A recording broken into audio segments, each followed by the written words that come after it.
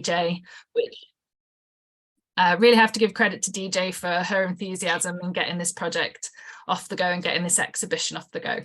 So I'm just going to stop sharing this screen and just put a little video of myself on, which is slightly awkward from a listening to yourself, watching yourself on television perspective. The reason that it's a video is I wanted to share with you the exhibition that we have in Dumfries Museum. And I thought it might be a bit awkward if I was holding my phone or laptop and trying to talk to you live. So I recorded something a couple of days ago to show you. So I'm just going to share that and give you the full context of what we're trying to achieve at Dumfries Museum with women's history at the moment. So I'll just switch to the right one and hopefully you can see it. If you can't hear it, if someone just waves frantically at me, because sometimes the sound doesn't always kick in for a second or two. So this is a little introduction to women's history in Dumfries Museum.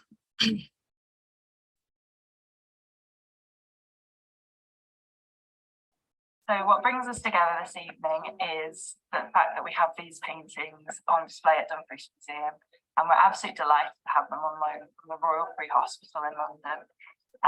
Back in the late 19th, early 20th century, the Royal Free was the only hospital where female doctors could practice. It was a pioneering place then, and it's still a pioneering place now.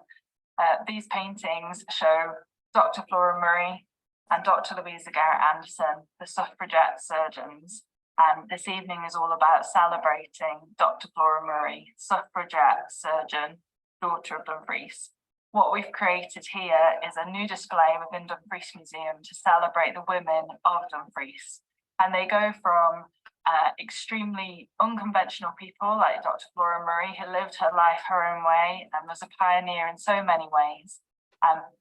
We also include different themes that affected women in the late 19th, early 20th century. So we have the theme of war, and we have a volunteer aid detachment uniform on display, as well as other material relating to Flora Murray's niece, Elizabeth Murray, who worked as an ambulance driver in World War I. We have the other theme of suffrage, of which Flora and Louisa were very active participants. We also have a look at other ways in which the suffrage movement was expressed in Dumfries. We have the theme of temperance, which was a huge movement in the late 19th and early 20th century, with a massive amount of crossover into the suffrage movement. And we have the theme of art. And in that theme, we explore the life of Chris and Nan Ferguson. And we're very privileged to have many of their objects on loan to us for the first time in Dumfries' history. So if you're able to come along to Dumfries Museum and see this fantastic exhibition, it's on all year or throughout 2023, and celebrate the women of Dumfries, and most particularly Dr. Flora Murray.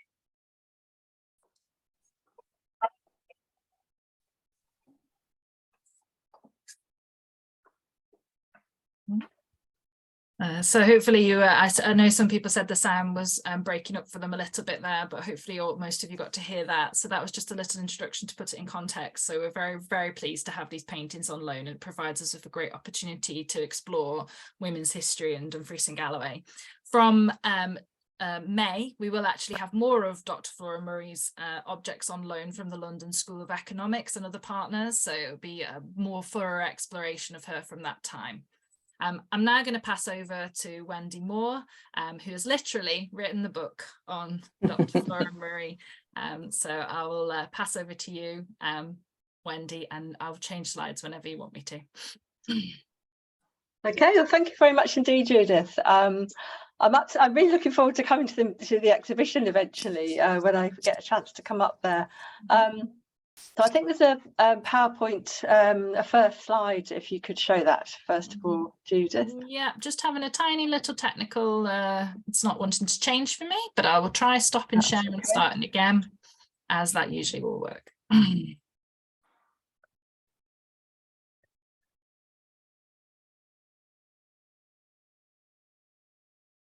There we are. Working. Okay. Great, thank you so much then. Well, it's such a pleasure to be speaking on the opening on this evening of celebration of the amazing Flora Murray in advance of the exhibition opening in her honour at Dumfries Museum. And I'm really delighted that her portrait, and along with that of her life partner Louisa Garrett-Anderson, are being displayed in the museum close to her home for the first time. Well, I'm going to talk for about 35 minutes about Flora Murray and her role in the story of Endell Street Military Hospital, and I'll answer questions at the end. I'm a journalist by training. I generally write on medical issues, and I've written 5 non-fiction books on medical and social issues. And often when I talk about my books, people want to know, how did you first come across the story?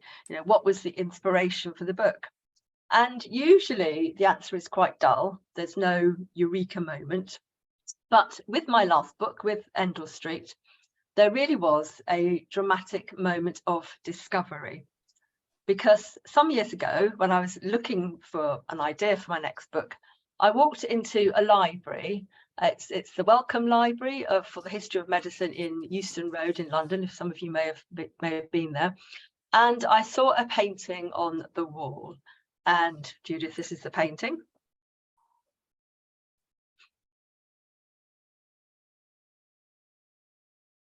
Another little technical issue. It doesn't want to change. The painting, the suspense is... Yes, it's killing everybody. I don't know why that keeps happening. I'll just try again. There we are. There we go. There we go. So this is the picture. And I did a double take because, first of all, it's a huge and stunning, beautiful picture. But secondly, it's rare even today to see an operating theatre where all the doctors are female. Women currently make up 48% of doctors in the UK. So we're actually at the tipping point where women are about to become equal numbers, but women are still underrepresented in many areas, including surgery. Currently, 88% of surgeons in the UK are male. And then I discovered that the picture shows an operating theatre in a hospital in the First World War, a hospital that was run and staffed almost entirely by women, Endell Street Military Hospital. So I was amazed that the hospital wasn't better known, and I embarked on a journey to find out more about it and to bring that story to life. So next picture, please. Endell Street was unique. It was the only military hospital under the auspices of the British Army to be run and staffed by women.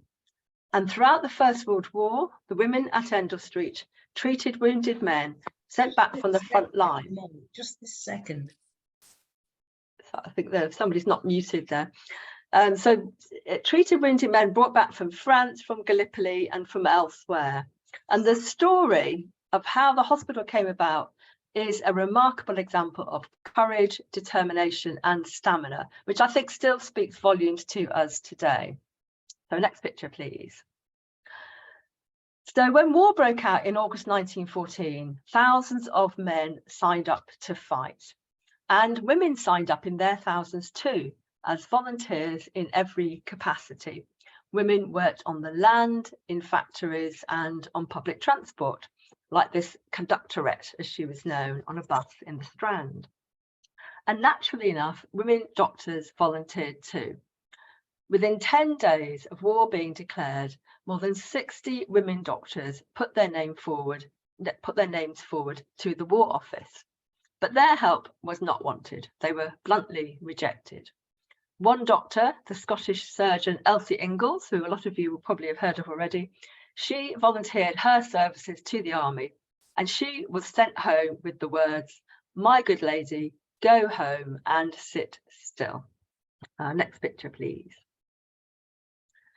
Well, Flora Murray and Louisa Garrett Anderson refused to sit still. In 1914, they were both qualified doctors with more than 10 years experience each. Louisa, who was 41 at the start of the war, was a surgeon, and Flora, who was 4 years older, was a physician and anaesthetist. And Flora, as we've heard, she was born in Dumfries in 1869. She was the daughter of John Murray, who was the 16th Laird of Murraythwaite near Dalton.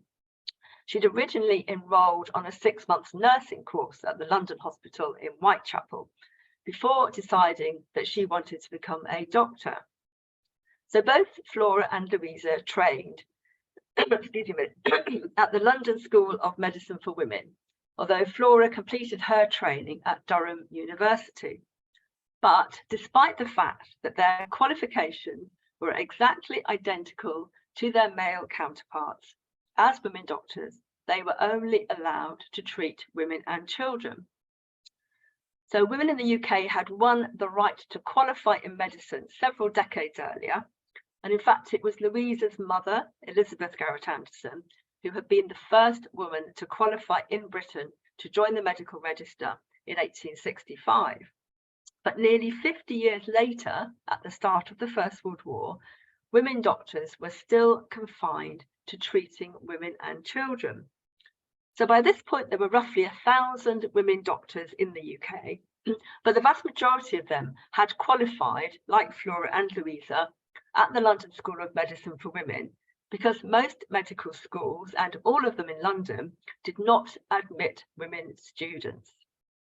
No jobs in the big general hospitals were awarded to female doctors because the all-male board always gave the post to men. And it was taboo for women doctors to treat men, even though, of course, nurses were caring for men all the time, and women rarely worked in surgery. So next picture, please. So Flora and Louisa worked in hospitals set up and run by women, treating only women and children. Louisa worked as a surgeon at the new hospital for women, which had originally been founded by her mother. It later became known as the Elizabeth Garrett Anderson Hospital, and it was eventually subsumed into University College Hospital. And Flora worked in hospitals in South London for women and children. And together, Flora and Louisa set up and ran a small, very small, 7-bed hospital for children in a poor area of London. So the picture on the left shows Flora in the middle in an outpatients department, a very busy outpatients department, as you can see. So given the prejudice that they had both faced, it's not surprising that they both became suffragettes. Louisa served 4 weeks in Holloway Prison for smashing a window. And in the picture on the right, she's pictured on a suffragette march with her mother, who's beside her there. But Flora never went to prison, but she took really what was even more daring action. She was Emmeline Pankhurst's doctor, so she was known as the honorary doctor to the suffragettes, and she campaigned vociferously against the forced feeding of suffragettes on hunger strike. Flora treated many of the suffragettes for the ill effects of force feeding at a nursing home that she ran in West London, and she even helped some of them to evade being arrested by police and return to prison. So, in fact, in early 1914, a few months before the war broke out, she was actually under surveillance by Scotland Yard for her activities. So both of them had put their professional careers on the line for the suffragette cause. And they were also life partners. Flora and Louisa were devoted to each other. They wore identical diamond rings and they lived together in the manner of a married couple. Flora described Louisa as my loving comrade. So they had stood shoulder to shoulder in the women's battle for equality. But when the war broke out, the suffragettes and the suffragists suspended their campaign for the vote in order to join the fight against the common enemy and support the war effort. While Flora and Louisa were just as keen as any of their male counterparts to serve their country and to help treat the wounded, but they also saw war as an opportunity. It was a chance to prove that women doctors were equal to their male colleagues. So they didn't waste time approaching the British Army. They knew they would be rejected. As active suffragettes, they were effectively public enemies. Instead, just 8 days after the start of the war, they offered their help to the French Red Cross, who were more than happy to accept. And within a fortnight, they had raised £2,000 for equipment and medical supplies. So that's about £200,000 today. recruited a team of like-minded women and kitted themselves all out with military-style uniforms. And then on the 15th of September, so just 6 weeks after the start of the war, they set off with their team for France. Next picture, please. They named their unit the Women's Hospital Corps, and in addition to Murray and Anderson, the Corps comprised 3 women doctors, and later 2 more came out to join them, 8 nurses, and more nurses also came out later, and 3 women orderlies, plus 4 male helpers, male nurses in fact. When they arrived in Paris, they were given an empty luxury hotel, the Hotel Claridge, in the Champs-Élysées. So they're pictured here in the steps on the atrium in the middle of the hotel, which still exists in fact. It was brand new at the time, it had never actually opened. And within 48 hours, they had scrubbed the floors, set up camp beds, and converted the hotel into a 100-bed emergency hospital. So when I was writing this, this is before the pandemic, but during the pandemic, I was thinking about the Nightingale hospitals and how they were put up in a matter of weeks, but Flora and Louisa did it in 48 hours. So next picture, please. So they turned the stylish salons and dining rooms into their wards. The ladies' cloakroom was converted into the operating theatre, which you can see on the right, and that's actually Flora with her back to us giving an anaesthetic to a patient. And the grill room, which had originally been designed for wealthy guests to sup their claret and enjoy their steaks, that became the mortuary. And just 2 days after taking possession of Claridge's, the wounded began pouring in. They were British and French soldiers from the front line, which was roughly 60 miles north of Paris at the time. Most of them needed urgent surgery. Some of them had come straight from the battlefield. Others had been left for days with their wounds untended at little railway stations outside Paris. Well, as women doctors, they were, of course, extremely, even dangerously inexperienced. They had no experience of military surgery. They had very little experience of major surgery at all, and they had never previously treated men. So Flora had never given anaesthetic before to men, only to children mainly. But they learned quickly because they had to. And in any case, the wounds and conditions that they had to treat were unprecedented, because no doctors, male or female, had previously encountered the scale of casualties and the extent of wounds that the First World War unleashed. The men arrived at Claridge's with huge, gaping, ragged wounds. They had complex compound fractures where the broken bone emerges through the skin. They had wounds from shrapnel, which left dozens of fragments in bones and muscles. And there were lots of head injuries too, in the early days of the war, before the army realised that actually having steel helmets might be quite useful to protect the men against head injuries. And even worse, most of the wounds had extensive gangrene caused by the microbes in the heavily manured soil of northern France. And some of the patients already showed signs of shell shock too. Well, to begin with, army chiefs and army doctors came to visit Claridge's because they wanted to see for themselves the novelty of this hospital staffed by women. But they looked around, they were quite sceptical and even downright hostile at first. But then they toured the hospital and they spoke to the patients, and then they watched the women in the operating theatre, and they were converted. And many of those army doctors and officers became strong allies and advocates for the women's work. Next picture, please. So 2 months later, in November 1914, Flora and Louisa opened a second hospital in a small hotel, the Chateau Mauricien, at Wimereux, about 4 miles from Boulogne. And this is the hotel in more tranquil times. And that also still survives. I've actually been to look around it. And this time, the army gave them official status. So they got rations and equipment provided by the army, and their patients came through the army's evacuation channels. So the Chateau Mauricienne really became the first hospital staffed by women to operate under army auspices. And there they treated the wounded from the First Battle of Ypres, who arrived daily in ambulance trains at Boulogne. And then in early 1915, Murray and Anderson were invited to a meeting at the War Office in London with Sir Alfred Keogh, who was the head of the Royal Army Medical Corps. So Keogh had heard about Flora and Louisa's work in France. He'd heard his colleagues praise it and talk about their expertise. So he now asked them if they would be prepared to run a major military hospital in the heart of London.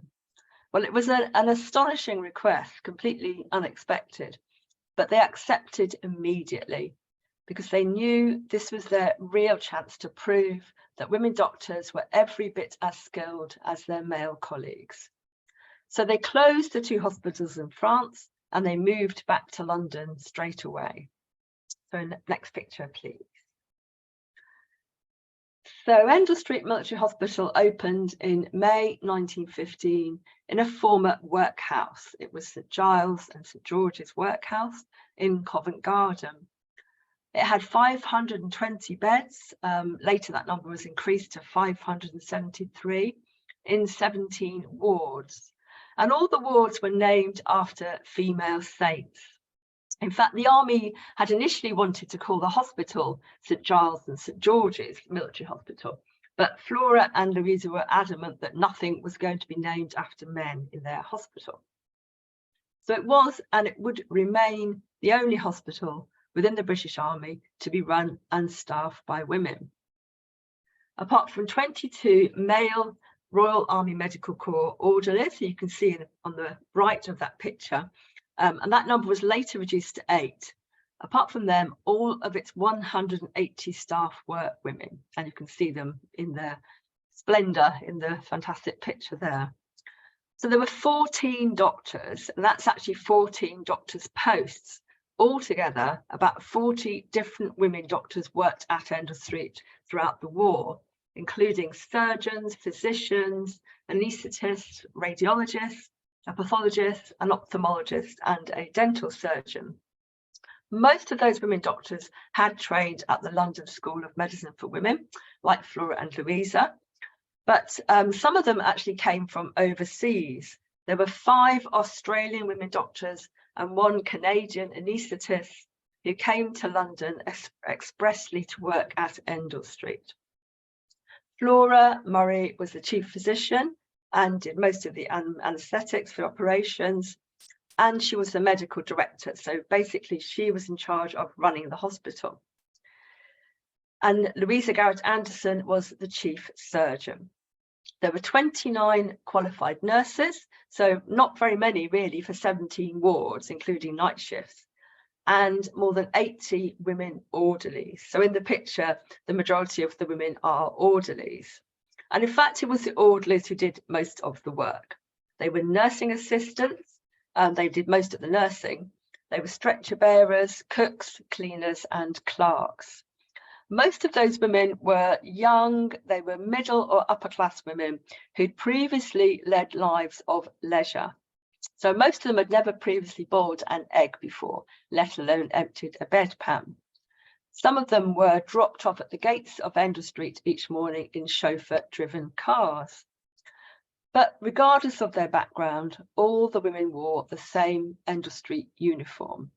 They were awarded army pay and allowances. They were not officially in the army, but they were given honorary military rank. So Murray and Anderson became the equivalent of majors, and Flora later was promoted to become the equivalent of a lieutenant colonel. So next picture, please, Judith. Endell Street was on the front line of the capital's wartime medical care.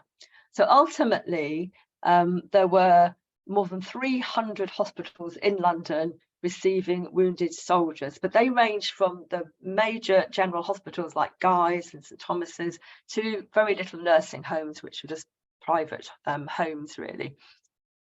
But of those, Endell Street was one of the 20 largest military hospitals in the capital, and within central London, it was one of the biggest 10. And because of its proximity to Charing Cross Station, where the wounded arrived by ambulance train, it received the most serious cases. So the convoys of wounded usually arrived in the middle of the night, and the imminent arrival of a convoy was announced by a bell ringing twice in the courtyard. And then the orderlies on duty, who actually lived in the hospital, they would hurriedly get dressed, so they put their uniforms on, sometimes over their night dresses, and then they ran down to stand to attention in the courtyard. And then the ambulances rolled in and the women unloaded the wounded, as you can see in the picture. And by this point, actually, most of the ambulances, in fact, I think all of the London ambulances were driven by women as well. But Endell Street was really regarded as a huge gamble.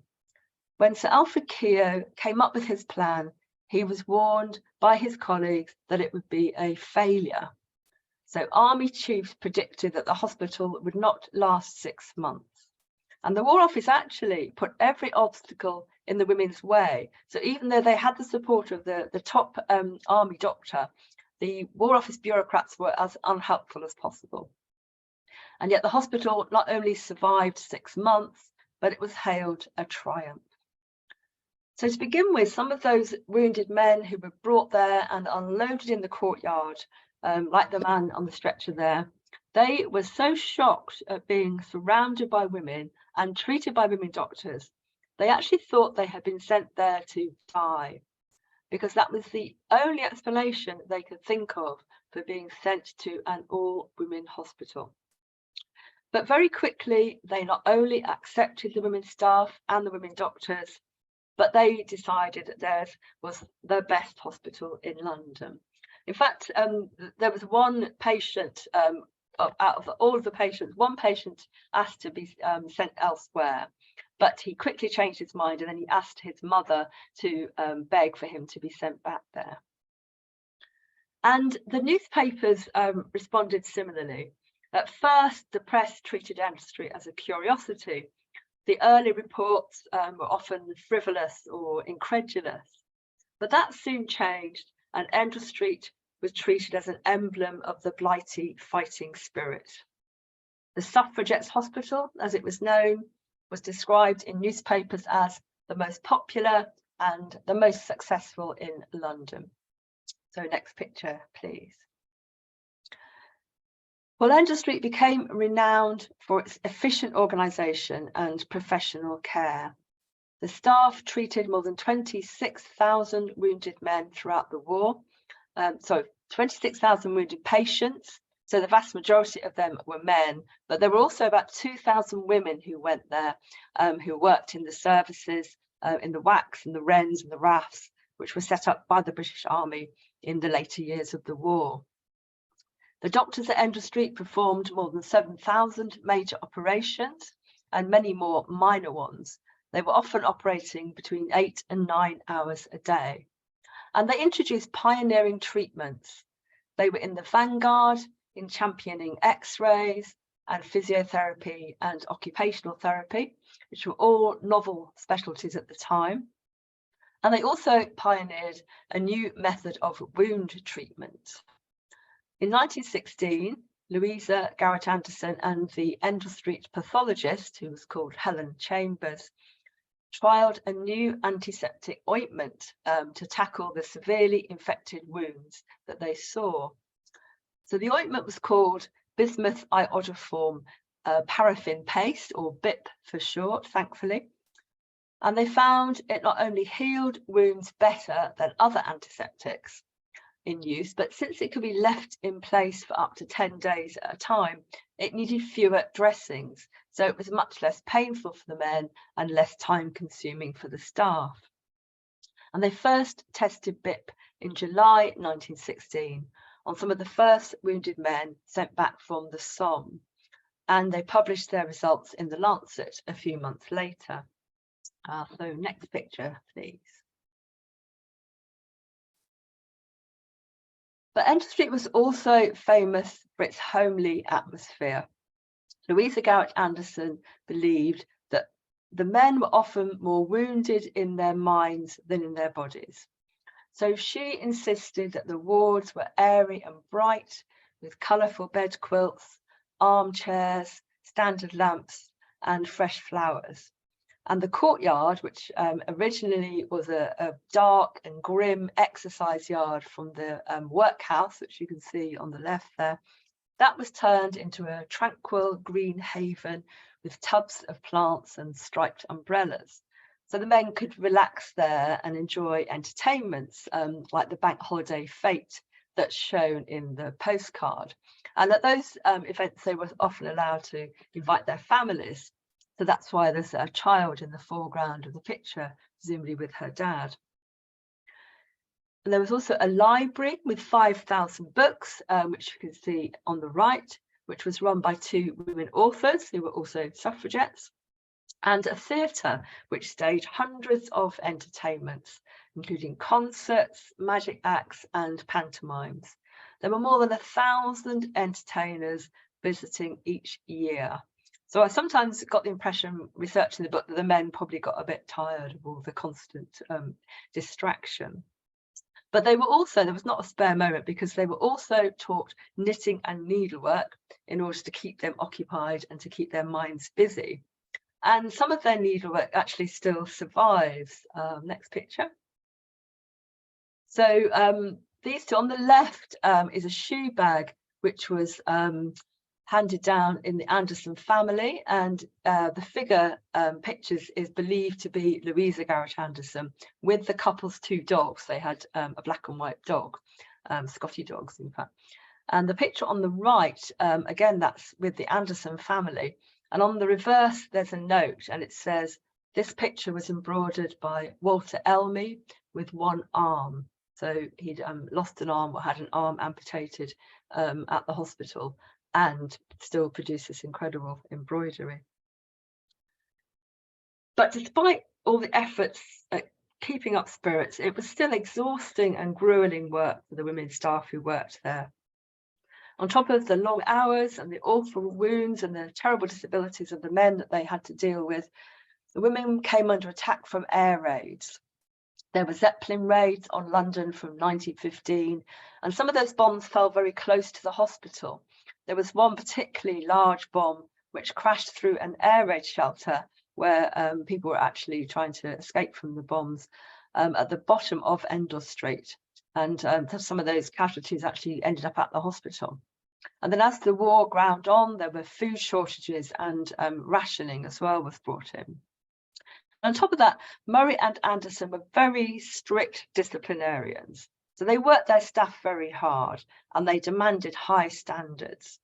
They had to be as tough as their male counterparts in order to run an efficient military hospital. A lot of staff talked about being in awe of them, and some of them talked about being actually quite afraid of them. One of the orderlies said that they were told they had to be not only as good as men, but better. But even though they could obviously be quite severe, I think they really did look after their staff. They often sent their doctors and some of their orderlies for weekends to recuperate at the country cottage that they owned in a village called Penn in Buckinghamshire. But at the same time, the impression I had most of all from researching the story was that it was really exhilarating work, because the women were enjoying the chance for the first time to do something that they were good at, working together for a common cause, proving they were as good as men. The next picture, please, Judith. Well, after the war ended, Endell Street stayed open for a further year to treat the victims of the 1918 influenza pandemic, the so-called Spanish flu. And that was really the darkest time for the staff. Throughout the war, the women had saved thousands of men from death and disability, but they were no match for this invisible enemy, the flu virus. This was obviously in a time several decades before the introduction of antibiotics.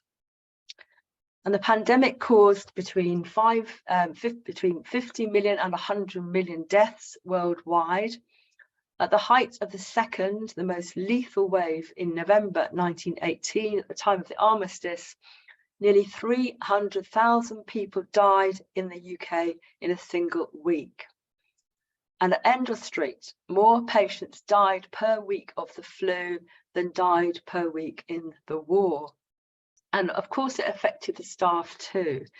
22 of the staff became ill with the flu, and at least 4 of the staff died from it. And at one point, Flora Murray, who'd remained utterly steadfast, utterly stoical throughout the war, she actually broke down in tears. It was actually the point when somebody came to tell her that one of the nurses who'd been ill with the flu had turned the corner and was going to survive. But Endell Street also trialled new methods to prevent the virus spreading, including the use of face masks and segregated wards and screening beds, which were all new ideas at the time. Next picture, please.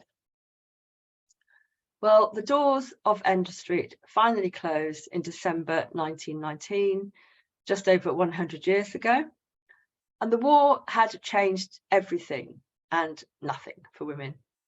Women had won the vote. In 1918, the vote was granted to women over the age of 30. The women at Endell Street had proved that women could run a military hospital just as well as men, that women doctors, women surgeons were at least as skilled as their male counterparts.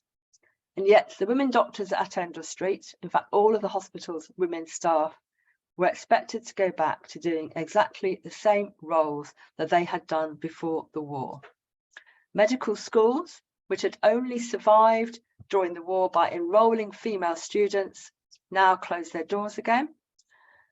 Mainstream hospitals, and again, many of them only stayed open in the war because they recruited women doctors.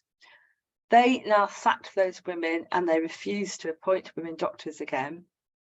There was one woman doctor who was appointed to a junior post at the London hospital, but she never started work because the male doctors there threatened to resign if she did. So most of the doctors who had worked at Endell Street had to go back to treating only women and children, or work abroad, or retire. And it was going to be many more decades before women in medicine won equality. That's in law at least. I think there's still a long way to go yet. Next picture, please. So Flora Murray and Louisa Garrett Anderson continued to work in medicine for a few more years. And then their children's hospital closed for lack of funds. And they retired to the countryside, to their cottage in Penn in Buckinghamshire. Flora died on 28th of July, 1923. It was Louisa's birthday, in fact, from cancer. I think she was really worn out and worn down by all her war work. She had a military-style funeral where the last post was played, and she was buried in a corner of the churchyard in the village of Penn. Then Louisa lived on alone for the next 20 years. She worked in a casualty department in World War II until she died in 1943. And at that point, her name was added to Flora Murray's gravestone, along with an inscription. So Louisa was cremated and her ashes were spread on the Sussex Downs, but her name was added to the gravestone.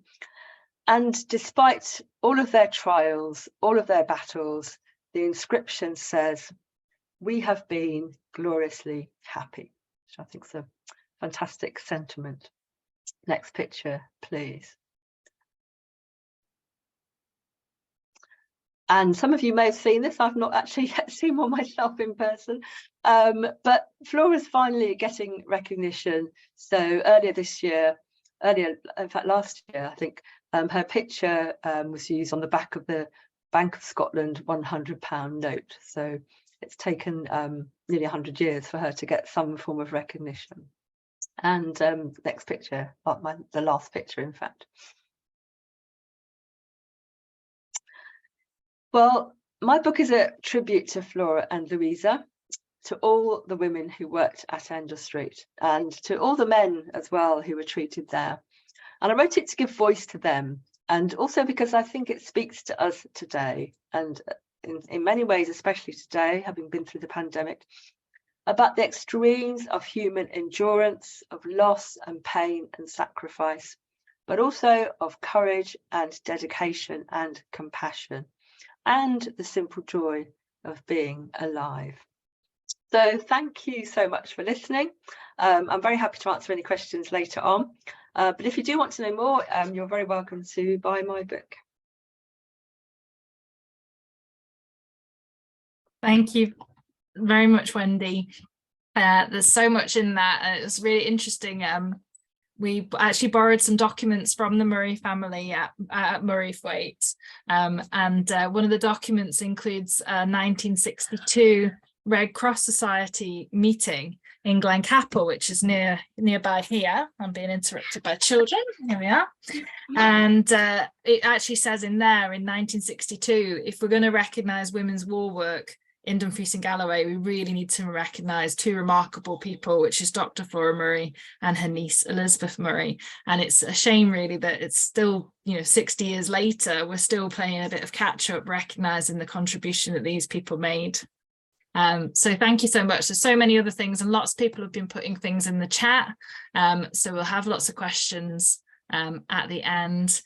So thank you so much. I'm going to pass over now to Sarah, who's going to talk to us from the Imperial War Museum. So I'll pass over to you, Sarah. Thank you very much. That's certainly a hard act to follow, Wendy. And I just wanted to say how delighted I am to be with you all this evening to sort of to mark these wonderful women actually and what they did. I hadn't seen that banknote before. Isn't it fabulous? The £100 note. Wonderful. So what I'd like to do is to take you back to March 1917, when the Imperial War Museum was founded. Now, war had been raging for over 2.5 years, since August 1914, and there was no sign of it ending. And actually, the outcome was uncertain. Total war meant the whole of society was impacted, and the Defence of the Realm Act had brought restrictions, 1916 had brought conscription, and rationing and air raids on the home front and the mounting casualty lists caused enormous distress and anxiety all round. So the Imperial War Museum was established as a concept. It had very little money, no building, and just a mission to be a memorial and a place of record to ensure that these momentous events would never be forgotten. If I could have the first picture, please. So this is the Imperial War Museum in South London now, but in fact, the museum only moved here in 1936, and this building had actually been the original Royal Bethlehem Hospital. So you can imagine the field day that the press had with the Museum of the War moving to a former asylum. Now, just trying to bring a museum together was obviously an incredibly challenging task. And the way they set about it was to establish different committees, which would each have a responsibility for different subject areas. And a women's work subcommittee was set up because obviously the enormous expansion of women's work meant that this was a really major part of the war effort. And this committee was very, very dynamic. They were committed to charting the tremendous developments in the female contribution to the war. The suffrage movement was the backdrop to this, but the impetus also grew as the war came to an end in November 1918, and the women were actually, effectively sent back home to free up jobs for the returning soldiers coming back. So what they did, they contacted every single female organisation they could think of and appealed for information and for objects. And generally, they had a very good response. They incorporated all aspects of women's activity, including those from the early years, which were very much, I suppose, very much in the domestic sphere. So there was a lot of philanthropic fundraising and also the rapid increase in nursing, particularly the development of the voluntary aid detachments. Now, I think it's probably fair to say that Flora Murray was not impressed by it, There's very little on the Endell Street Hospital in the records part of the Women's Work collection, which has been digitised and is available on a website through Gale Cengage, which might be available through university libraries or can be seen in the research room at the IWM. Now, there is an account of an interview with the hospital in December 1917 that I'd like to read to you. So Agnes Conway, who was the Women's Work secretary, went to visit Flora Murray, and she wrote, "I saw Dr. Flora Murray about the uniform photographs. She was willing to send someone to be photographed, but as a matter of fact, never did so. Having conducted our business, she said that she wished to take the opportunity of stating her views as to the record of her hospital for the museum. She wished her hospital to be considered purely professionally as a military hospital and not as women's war work. She spoke with considerable emphasis of the danger which she felt her hospital was running in being included with other hospitals run by non-professional women. I told her that as her hospital was being dealt with by Major Brereton as part of the Royal Army Medical Corps scheme, we had never considered supplementing his work in any way, and that she was mistaken in thinking that we did not appreciate the professional character of her work. She was not appeased and ended the interview by saying, 'Hands off our hospital in the women's section.'" So uniform was a key signifier of women's work, and one of the first things the committee did was arrange to have a series of photographs showing the uniforms of different organisations. If I could have the next slide, please. So here we have the Endell Street hospital uniform really as a record for the museum of what the women wore. This was eventually taken in April 1918, so quite late on.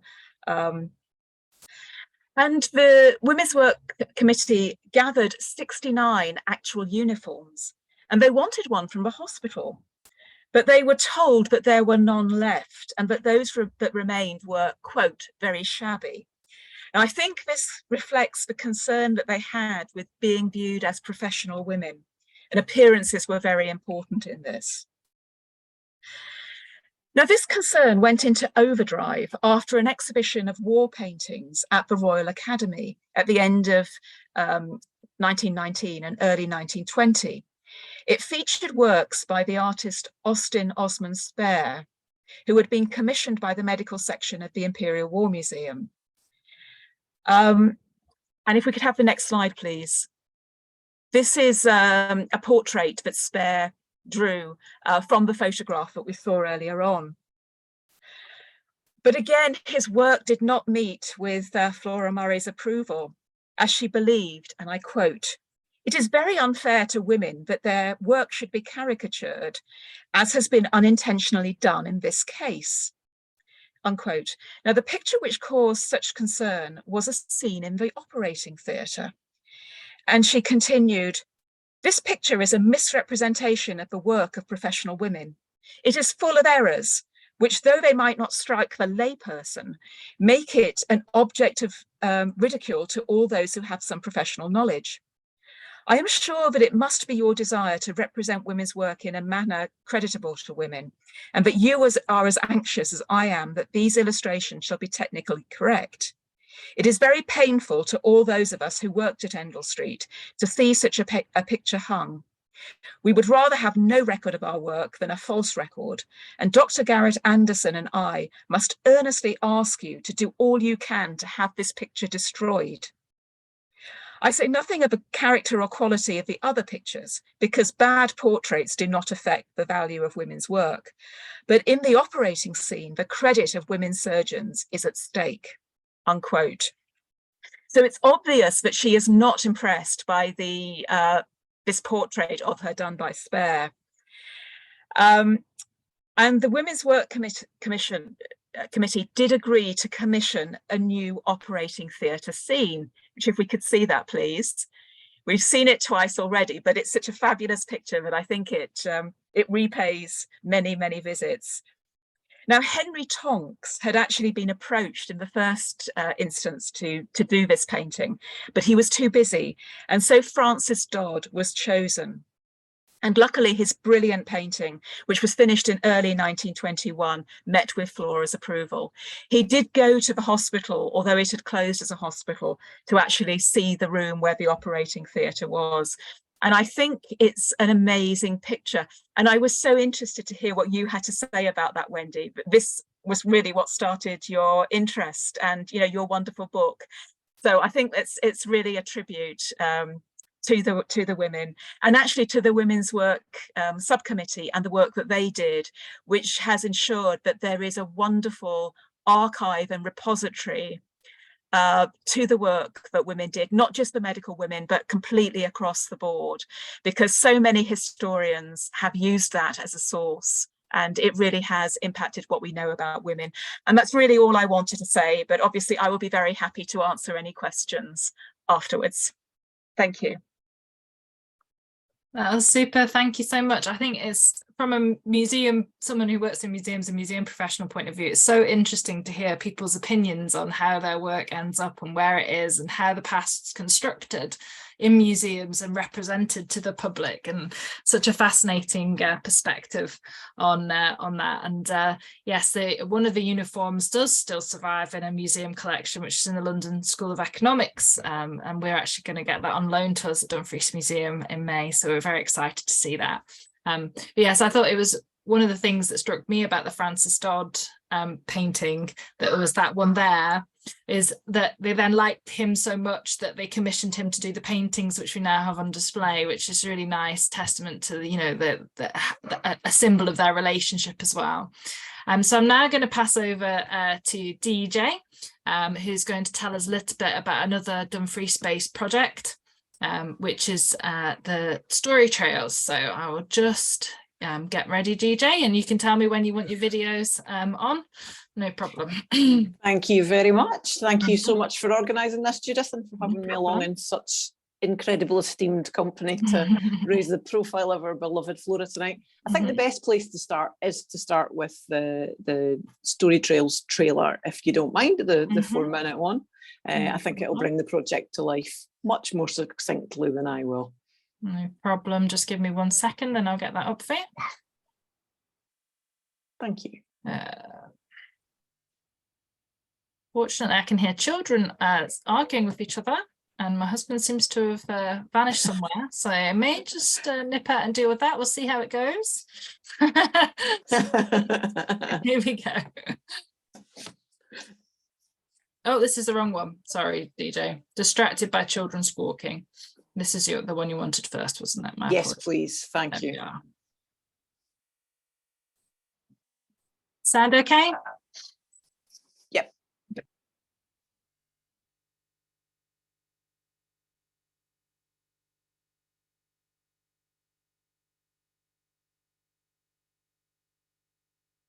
Oh, no sound.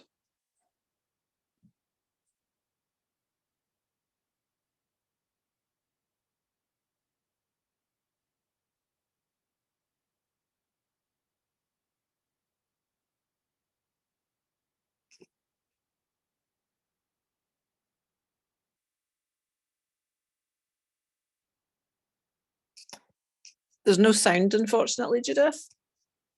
Oh, sorry. About experiencing local history through new technology. Sorry, everybody. No, it's coming through.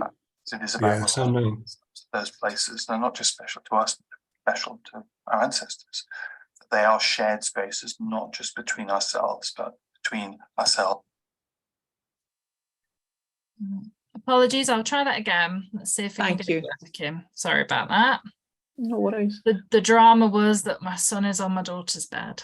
That was major apologies about that.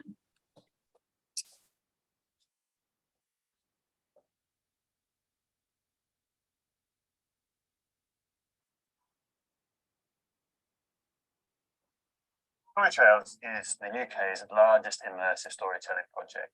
It brings together augmented reality, virtual reality, and new forms of 3D scanning to communities across the country to reveal untold stories in places that we've never been before. We are inviting people to turn up to their local library They can have an immersive cinema experience there, emotional maps of the place where you live.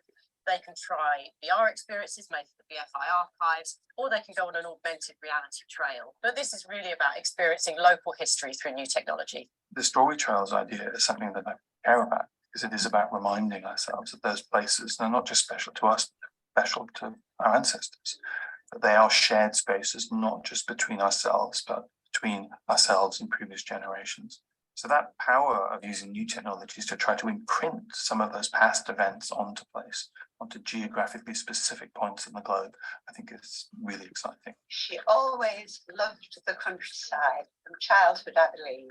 She wanted to protect it. I mean, I hope that I will hear people tell other people to go and do the trail and to go and experience it for themselves, because you won't believe your eyes. You wouldn't believe that you could stand there and watch this film footage from 80 years ago in this place. Remember, it's your town.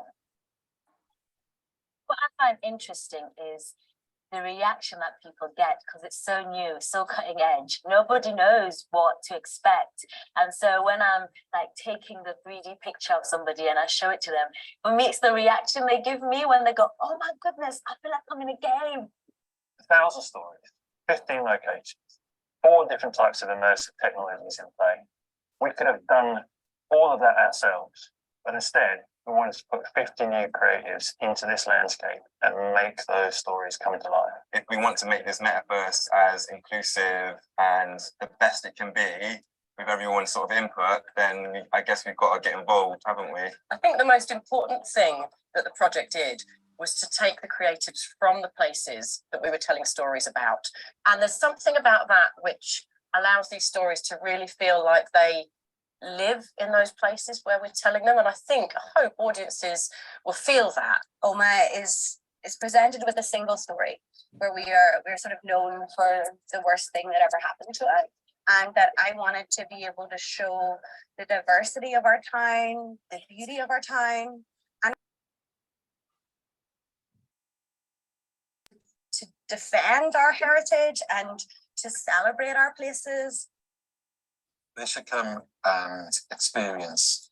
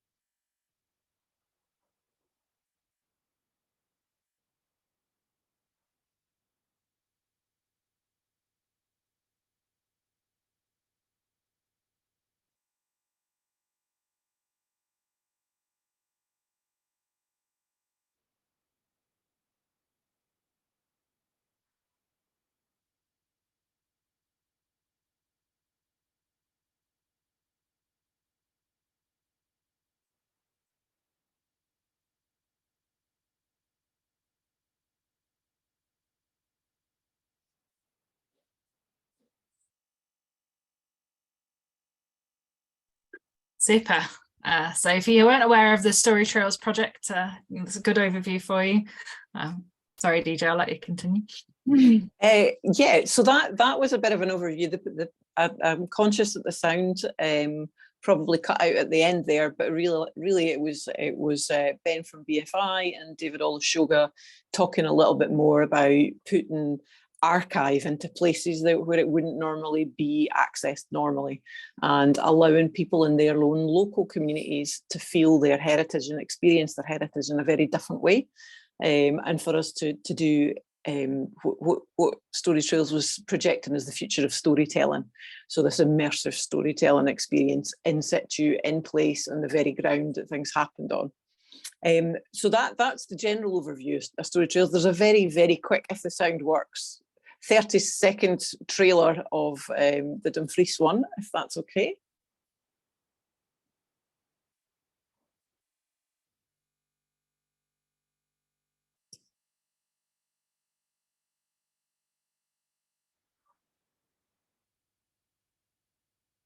No sound. of Dumfries. No sound. Oh, it's come in now.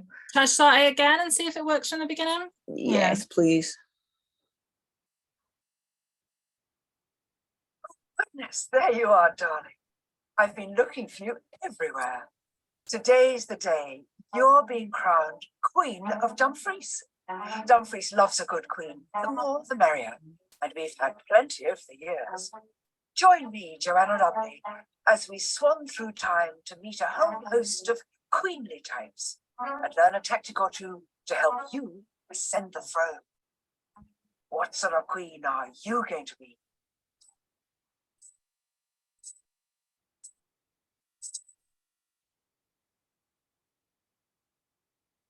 Thank you, Judith. So we had the joy of working with Joanna Lumley on the Dumfries Trail, and we called it Queens of the South because that's one of the names that Dumfries is known by, and our football team is also named after. So we used, like I was commissioned as a local creative practitioner, somebody who is a born and bred Doonhamer from Dumfries, to bring to life some what would be classed as hidden histories or lesser known histories.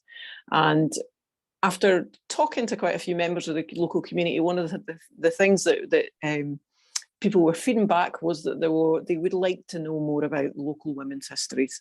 So that allowed me to go and do a little bit of community engagement and consultation, and to see who these women could be, because there was only room for 4 stops for them to be recognised. And out of nowhere, somebody said to me, "Have you heard of Dr. Flora Murray?" At this point, I hadn't, and there started what has now been a year-long journey, which has brought us to this incredible place tonight, where we're now. Thank you so much, Judith, and all the team at the York Library for allowing us to share this incredible story for someone who literally, Murraythwaite is just sort of 4.5 miles up the road from where I am living right now. So somebody who's very much was on our doorstep. And for someone who has grown up gay in a rural little Scottish town like this, I desperately was looking for someone who would inspire me and who would normalise my existence in some way. Now, I know fine well as an LGBTQ activist, and I have to say to Wendy, very well done in handling this in the book. Like, it was perfectly balanced and presented. And we know that there's a lot of discussion can happen out there, and there's a lot of conjecture round about whether Louisa and Flora's relationship would be classed or deemed as a gay one. And indeed, if they would have classed it that way themselves. We're in a very different context now. We're in a different lens that we're looking through, and a very different culture. So I know as an LGBTQ activist that there will be people out there who are refuting the fact that Flora and Louisa had this kind of relationship, and they'll accuse me of wanting to project what I want to see onto this relationship. But I think, as perfectly researched as Wendy, his book manages to prove, there are numerous ways that you could look at how their relationship was. And I mean, things like, we have been gloriously happy on their gravestone, the nieces in love in the wills, the dedications in the books, all sorts of things, the identical diamond rings. There's all sorts of layers there that you start to look at it. But also you have to ask the question, why are we having to prove that they were gay? Do we ever have to prove that some other couple were straight? We never have to do it the other way around. There is constantly those debates out there now, and the question is, why was that become important for me? Because I did grow up without queer role models, because I did grow up in this small Scottish rural town where an LGBTQ history did not exist. I felt like an alien in the place that I was supposed to belong. I was looking for that sense of belonging. I was looking for that validation and that in some way to normalise my existence. So I didn't have any of that. Growing up in the 70s and 80s, I was getting the very opposite message, that it was not okay to be who I was. And thankfully, we're in a very, very different place now. And to get to this place decades later, I'm turning 50 this year. And last year, I finally find that person, Dr. Flora Murray, a local person who, yes, we can claim as being LGBT plus. The one thing that I think is much more important here in lots of ways is the fact that she could well have been. There's nothing to prove it, like we shouldn't always have to prove her existence, but it's more about the woman that she was. Do you know what she did as an activist? I'm an activist as well. So that part of my being, she also spoke to. So it's not just about her being LGBTQ, it's about her being an activist, about pushing against the patriarchy, about her social activism, about her challenges, and the way that she stepped forward to challenge these perceptions of women, and what we were capable of. That becomes a much more dominant feature for all of us to be talking about. But the LGBTQ message cannot be missed within that. I think it's very important that we have these discussions. If nothing else, it's about having the discussion and helping to challenge the prejudice that subconsciously for a lot of people exist in their head around about, why do we have to prove this? You know, why is it a heteronormative past? And what people will talk about a straight washing that can happen. You know, like this is something that deserves to be spoken about, because this is our shared histories. Popular history now, the public are looking for these kind of histories to be shared, marginalised communities to be represented. We are looking for these stories to be shared and for our collective history to be adapted to include this, and to go with the adage that we are coming up against repeatedly, and it needs to be used repeatedly. We have always been here. And for a small Scottish rural town like Dumfries and Galloway as a region, it's absolutely massive to have someone like Dr. Flora Murray here, not only proving the potential about what a woman can achieve, but someone who lived her life against the grain, in whatever way that formulated into a relationship with her beloved comrade Louisa, sorry. And I think the fact that she has been recognised and put on the back of the banknote says so much about where we are moving and what an important factor she doesn't just have locally, but nationally. And I think we are stepping into a world where this is of such prominence. It's an absolute honour and joy to behold this, and to be able to share her now through the work of Story Trails, and the app can be downloaded. You can try it at home. You don't have to just be on site. Story-Trails, you can find that on Google Play or the Apple App Store, and you can download that for free and try that at home. But we also have the exhibition that Judith's putting together, which will be developed in May, and the work that the York Library have been doing to commemorate her life, and the events that we are hoping to deliver over the next few months leading up to the 100th anniversary of her death. I think it's absolutely massively significant what we're managing to achieve now, and so many more people are conscious of her existence. And I hope that the inspiration and the stories that she can provide are rolled out so that they can inspire people in the way that they've inspired me, and that bolstering our LGBT local histories, not just our national ones. And I think challenging the way that we share our stories, and the way that Judith has managed to incorporate Flora and Louisa's portraits in such a prominent position. But it just says so much visually, you know. It's stunning when you walk up the stairs and you see the two of them just there. It's beautiful, and the fact that the portraits are never to be separated, it says so much about the admiration and the love and the joy that's actually there. And that's the biggest thing that I want to say is, like, there is so much joy there, and I hope that I can get to live a life where I'm saying that we have been gloriously happy. You know, it's absolutely massive. And I think, never mind the hardships, never mind the trials and the tribulations, although they are absolutely huge that they faced, to be able to end with that, and to be reflecting on your life where you were living a gloriously happy one, I think is incredibly significant, and it's one that needs to be shared by everyone, and particularly our LGBTQ plus brethren who are still very much up against prejudice and discrimination out there.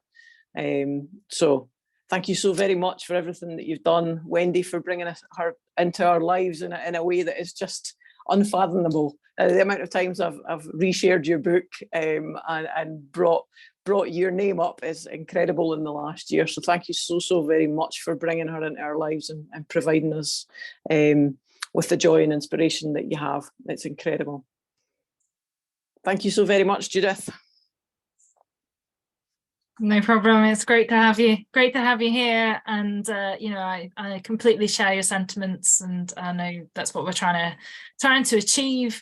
You know, it's you don't just want to tell the same stories and the same history over and over again, and you don't want to, you know, if everything's uniform, everything's the same, what's you know, what are we doing? You know, it's time to you know, diversity is very interesting, I think, and I don't understand why anyone wouldn't want to celebrate it and just you know, enjoy the multitude of ways people live their lives and have lived their lives, and why anyone would try and exclude certain things is beyond me. So I'm very pleased to be part of moving the museum service forwards and engaging with different histories, and they are all part of one collective history, but they have been split up into these histories, and I think it's great to be reintegrating them. So absolutely. Thank you. The visibility and the representation is very much appreciated. It's so important. Super. So we do have lots and lots of questions and lots of comments in the chat, which is great. You are welcome if you would like to. I also put all the videos in the chat, by the way, so if you did miss any or any broke up or anything like that, you can watch them all again. So apologies for any technical issues there. Although some people think it's just because you live in Kirkcudbright, perhaps it's not too good there. It always gets worse here if it rains for me. So there you go. So we've got a really good question here from Morag. Why were they invited to London when the Scottish women's hospitals were confined to France and Serbia and abroad? What was the relationship of Endell Street to the Scottish women's hospitals? How did they regard each other as organisations? Were they rivals? It might be one for you, Wendy. Yeah, that's very interesting. So the Scottish Women's Hospitals, if for anyone who doesn't know, were set up by Elsie Ingalls, who was a doctor based in Edinburgh, who, you know, she also didn't go home and sit still when she was rebuffed. And they were not all Scottish. A lot of the women involved were Scottish, but the majority were not. But she took several medical units to France and to Serbia, and some of them actually worked in Romania and Russia as well. And interestingly enough, that's my next book. I'm actually writing about two of the women who were involved in the Scottish Women's Hospitals. So one of them was Scottish, Evelina Haverfield, and the other was from Liverpool initially. She was called Vera, but she was known as Jack Home. I mean, there's no kind of very straightforward reason as to why it ended up as it did. I think it's the Scottish Women's Hospitals were never organised under the auspices of the army. So Elsie Ingalls, she was turned down by the army, so she just got on and set up her units and took them with the agreement of the French government and the Belgian government and the Serbian government. She took those abroad. There were times when she actually did want to run hospitals in London, but it simply just never happened. So Louisa, Garrett Anderson and Flora Murray, it's not really clear why they specifically were invited to come and run the hospital in London, except that they were in Paris and they were seen by other army officials and army doctors. They came out to see them, and then they recommended them back to Sir Alfred Keogh. So I think they were perhaps just in the right place at the right time. They acted quickly. They were the first women's medical unit to go abroad as well. So they were kind of like first out of the trap, as it were. And how do they see each other? And that's quite interesting, because initially Elsie Ingalls did write to Flora and Louisa and asked if she could come and work at Endell Street. And they told her they already had enough doctors. I'm not absolutely certain if that was the case. There's some, possible hostility or some sort of question of some antagonism maybe between Flora and Elsie, but I'm not sure about that. The difference in a sense was that Louisa and Flora had both been in the women's social and political unions, so the Suffragettes, they'd taken militant action. Elsie Ingalls was with the Suffragists, so she was with the NUWSS. So she never advocated violence or supported violence in the suffragette movement. So her hospitals, in a sense, were seen as the suffragists movement. They were supported by the National Union of Women's, the NUWSS, by militant forceps organisations who raised funds for the Scottish women's hospitals, whereas Flora and Louisa were very much seen as the suffragettes. So Emmeline Pankhurst actually came to look round Endell Street. So I don't think they were rivals. I don't think they I think they supported each other generally. They were not sort of protective of what they did. They wanted, I think that's quite important about Flora in particular, that she wanted everyone to follow in her footsteps. She didn't want to keep, sort of protect what they'd done for themselves. She wanted other women to follow and become army surgeons. And that's why she wrote that book, Women as Army Surgeons, to show that women could do it. So that they were happy for as many women as possible to become doctors too. Mm-hmm. Yeah, and I think it's that the Women's Hospital Corps was treating British servicemen as well, whereas the Scottish Women's Hospitals were very much treating, foreign servicemen, if you like, which I always think must have been an incredibly difficult task, because not only are you working in incredibly difficult situations, but you're also having to treat your patients in a foreign language, so you've got communication issues as well, and also cultural differences as well, which I think are it's another hurdle to overcome. Yeah, very much. With the two women I'm writing about now, they mainly worked in Serbia, but for some reason Elsie Ingalls and the other women who went to Serbia, they built up this incredibly strong affinity with the Serbians, and a lot of them did learn the language, but there were definitely some things were lost in translation for sure. I think someone had asked later on about the attitude of the family, which was just something I was just going to comment on, because one of the things that you mentioned, Wendy, was about Flora's military designation, sort of her, the lieutenant that she had, the tenancy that she had. And it is something that appears, if you haven't visited, if you are in Dumfries and Galloway, if you get the chance to visit Dalton Church, there is a plaque on the wall there that the family put up for Flora, which mentions her war work. And I think my impression is that they were they seemed to accept and be proud of what she was doing, how she was working, how she was living. We've got the copy of Women as Army Surgeons that's from Murraythwaite. The Murray family have loaned it to us for the exhibition, and it seems quite likely that she probably gave them that, and that they kept it as a treasured thing from someone, a member of the family they were proud of. She appears on a wall in the church amongst other illustrious family members. Also, we've got in the exhibition 2 letters from Flora that she wrote to her brother, William Murray, who was the local MP for Dumfries and Galloway from 1918.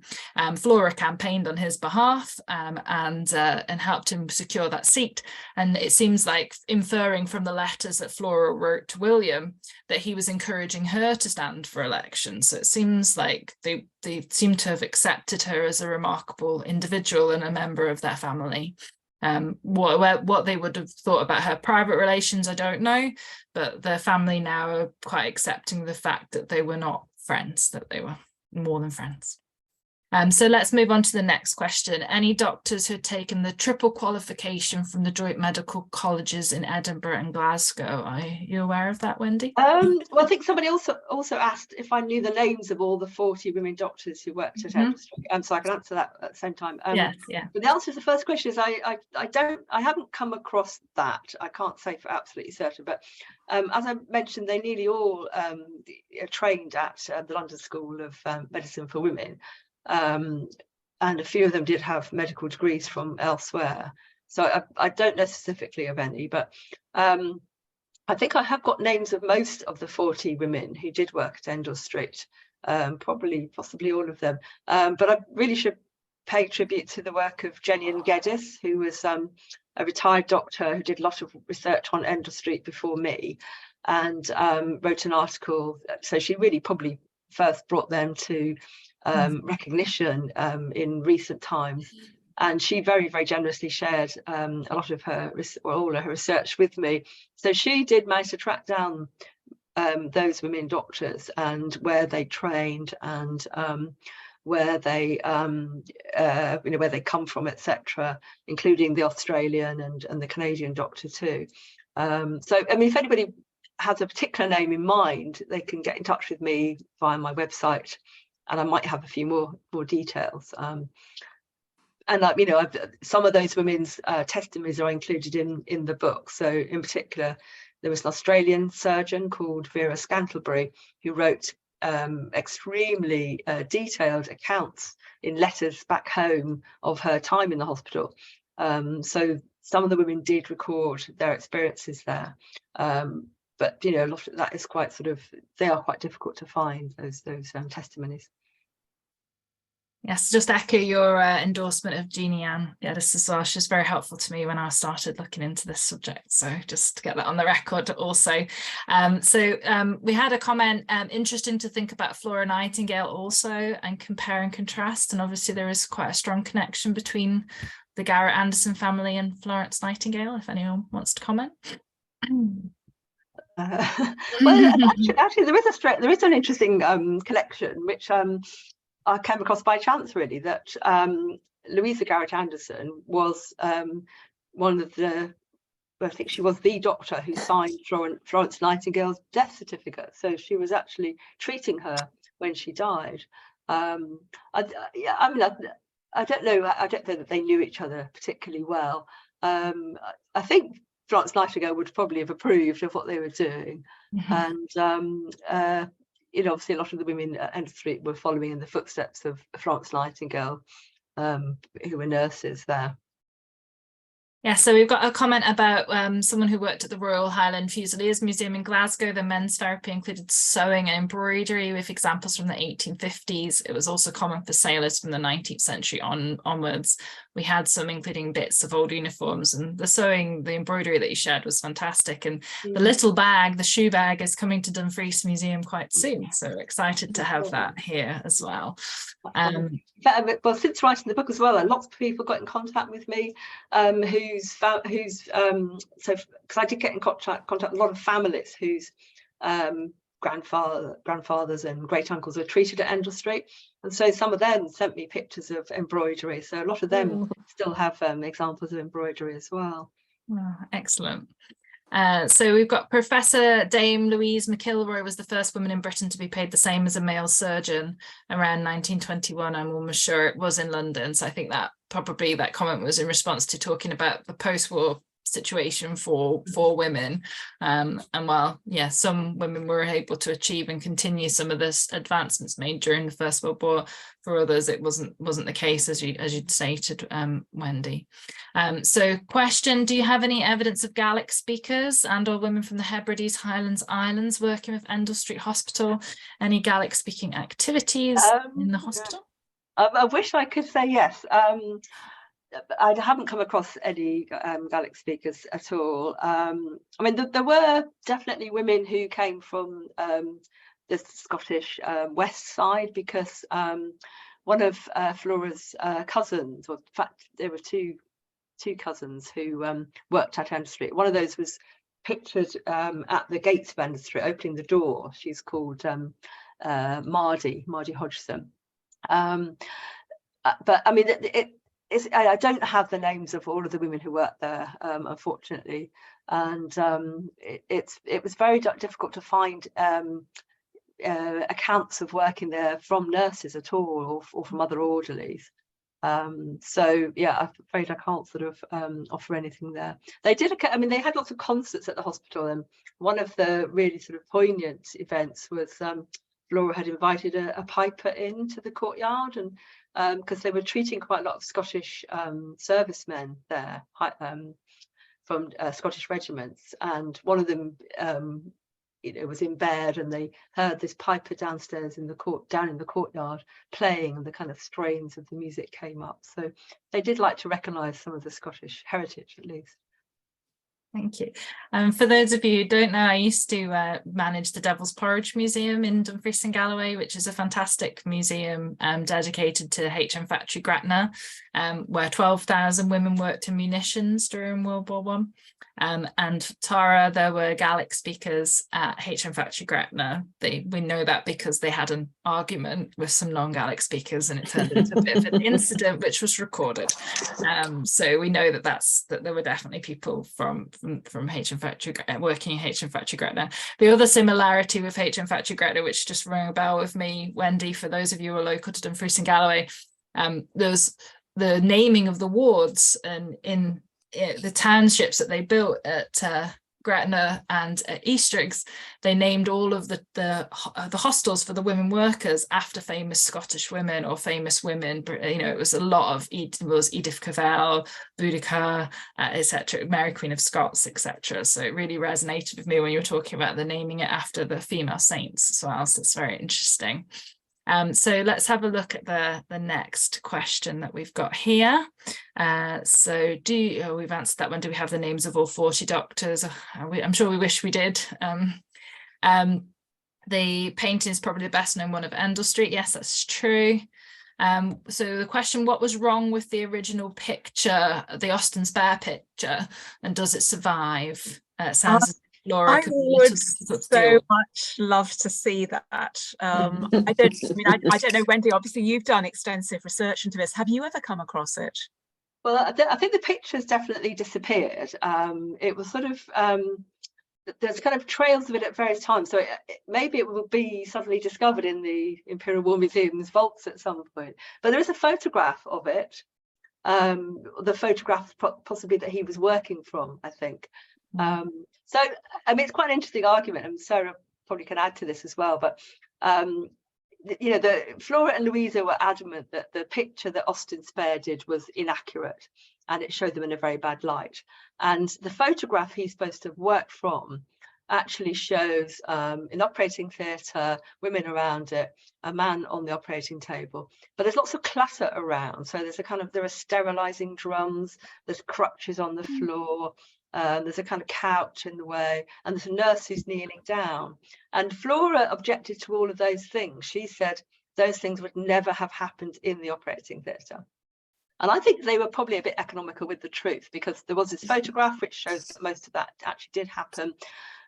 And obviously in the middle of a war, you know, you've got these convoys of patients coming in every night, operations every day.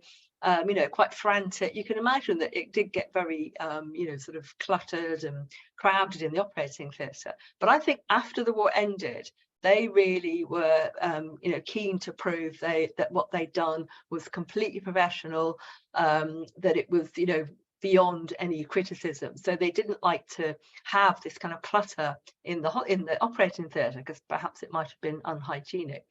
So, So the other thing about Austin Spare's picture on the photograph, it looks very boring, actually. It's nowhere near as beautiful as Francis Dodd's painting, which has got this kind of, I think, quite spiritual sort of aspect to it. So anyway, so as far as we know, the painting itself has disappeared, but maybe it will be discovered sometime. Yeah, I can't find any trace of it in the IWM catalogues. I have looked, but I have to say that our institutional records are absolutely fascinating. And what I haven't done is have a look in the medical committee file. And I do know that quite a lot of the material which was acquired by the medical committee actually went, I think, possibly to the Military Medical Services Museum and elsewhere. Lots of it didn't stay with the museum. So there's ongoing research to do into that, I think. I think it's also, I was just going to say, it's a bit of a shame, I think, that the actual portrait isn't on display in the Imperial War Museum, because I think it's is it usually in the basement, isn't it? I would love for it to be on display. Yeah, we've got so many wonderful art pieces, and the problem is that you can only have a very tiny percentage out. And of course, I mean, it damages the pictures to have them on display, so you have to rotate. But the good news is that we are actually having an art gallery opening, I think either later this year or next year. So, okay, fingers crossed. I think that whole wanting to be seen, you know, it's that Ginger Rogers sort of thing, isn't it? Because doing everything backwards and in high heels. It's that sort of feeling of, and a little bit like what DJ said, you know, it's that feeling of you having to be defensive and be how you're perceived and making your case, making your argument all the time, and not just being just I'm me, but having to be I'm me, a woman, I'm me, you know, this, that, or the other. And it's like, can't I just be me like other people get to be? You know, it's like, why do you have to have those thoughts? No, you know, that's me, my rant over for a minute anyway. That's why they said they had to be better than men, I think. Yes, yeah, absolutely. And they, you know, they broke new ground. So let's see what we've got here. We've got yeah, let's talk, a few people talking about whether or not this is people being who are demanding better representation are seen as difficult, or whether you feel like it's they just didn't get on with each other, or, you know, is that's the sort of thing that's often very people find very interesting, women having fights and arguments. I mean, I think Flora, you know, she does come across as being quite severe and you know, very disciplinarian, quite stern, quite frightening in some ways. And I didn't want to kind of, you know, make it look any more rosy than that, because you know, so many men in that position are kind of portrayed as being you know, very strict and stern, and they're kind of seen as being manly and authoritative and so forth. And she, you know, she was running a hospital, so she couldn't sort of there wasn't time, there wasn't they couldn't have been sort of soft or easygoing. You know, they had to be really absolutely firm. So you know, I think in that, you know, as somebody running the hospital, she probably was quite a difficult person. But a lot of people also said that she had a sense of humour, and she was quite warm and tender. And in fact, sometimes she and Louisa would dress up for fancy dress parties at the hospital, and Flora would dress up. So I think it's another example of their commitment and their sort of, you know, partnership. So they were called Colonel and Mrs. Dugout. And so Flora would wear, she borrowed Louisa's brother's kilt, and she had sort of false moustache on. And Louisa kind of was this simpering Mrs. Dugout, and they would preside over the table for these fancy dress parties. We've been talking about ways to commemorate their lives in Greece. Maybe that's a reenactment of that. I couldn't believe it when you said 1,000 performances a year. I mean, that's like more than 3 a day almost, isn't it? Yeah. It does seem a little OTT, but then I wasn't stuck in a hospital bed during World War I, and I might have actually been appreciative of it, but it went to extreme lengths, didn't they? So we answered that, we sort of answered that question for you, Emily, the reaction of families to their relationship, or was it completely hidden? Yeah, some really, really nice comments. So thank you for those, for the support, for the work that you're doing. We have a comment suggesting that it was common for women to live together even in my time, so families might not have thought anything about it. There's certainly lots of examples of women living and working together, and I'm sure not all of them we would suggest were necessarily in any kind of relationship, but who's to say? You know, it's like DJ says, we don't necessarily pry that much into other people's lives and how often they're doing X, Y, and Z. Some really important points. That's great, Paul. Thank you. For some still aren't given a platform, big thumbs up. That was brilliant. Brilliant presentations. Thank you. I'm just looking for questions, but it's nice to hear the great comments too. Lots of people wondering, lots of people, women who share house arrangements. Yes, that's true. There were so many different hospital units, Mrs. Stobart's, Lady Muriel Paget, and some of them were very competitive. Yeah, that's very true. Thanks for your great answer. Looking forward to your new book.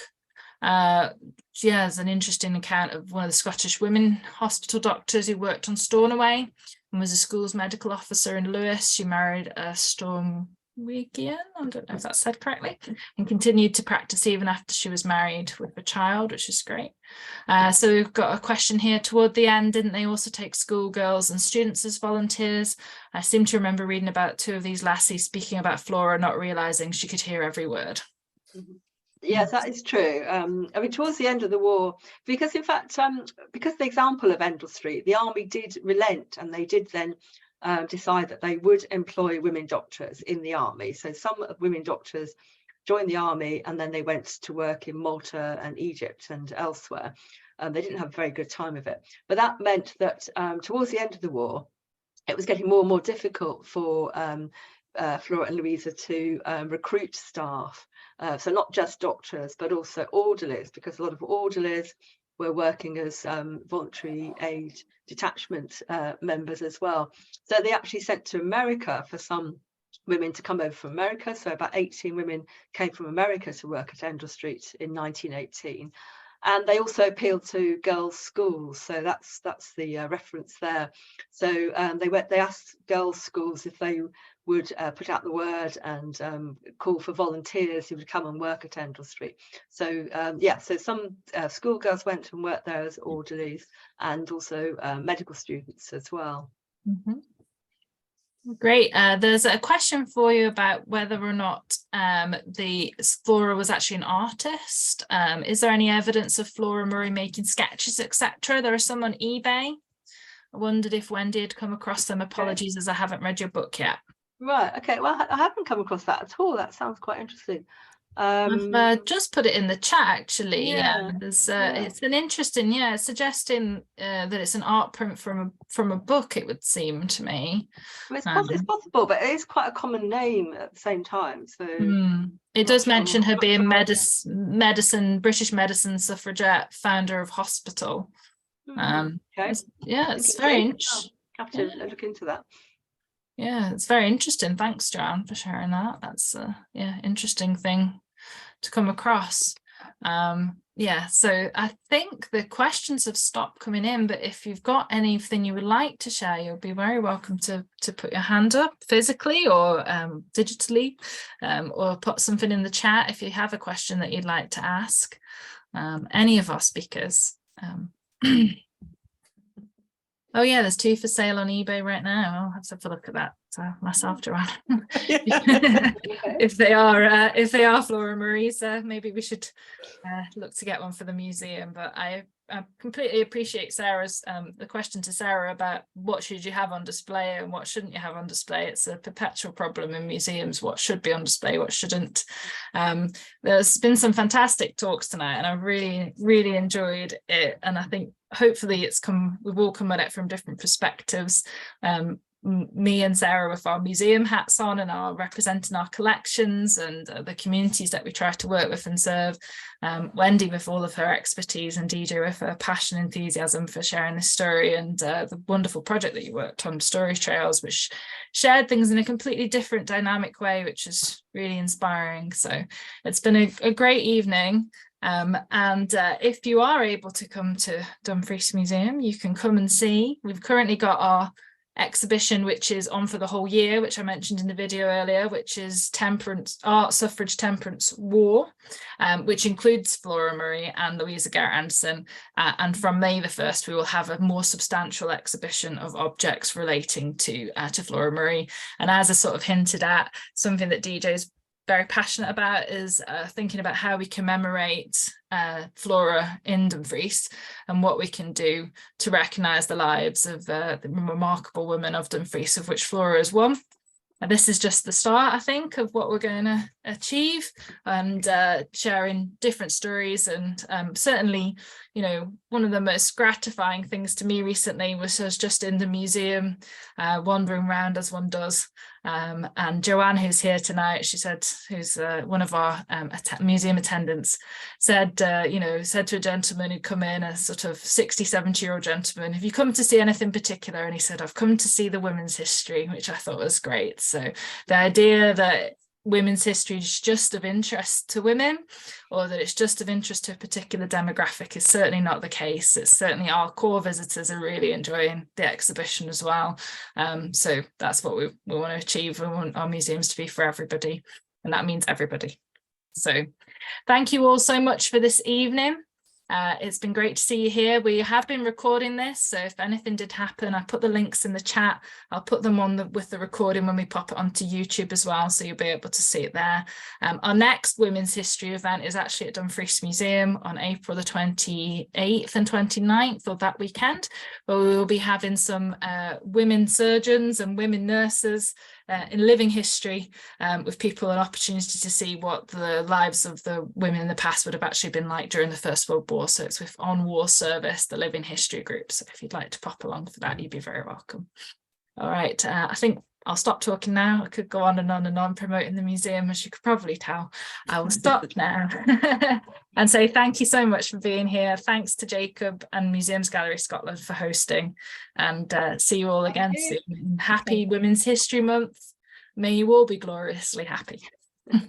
Thank you very much. Thank you.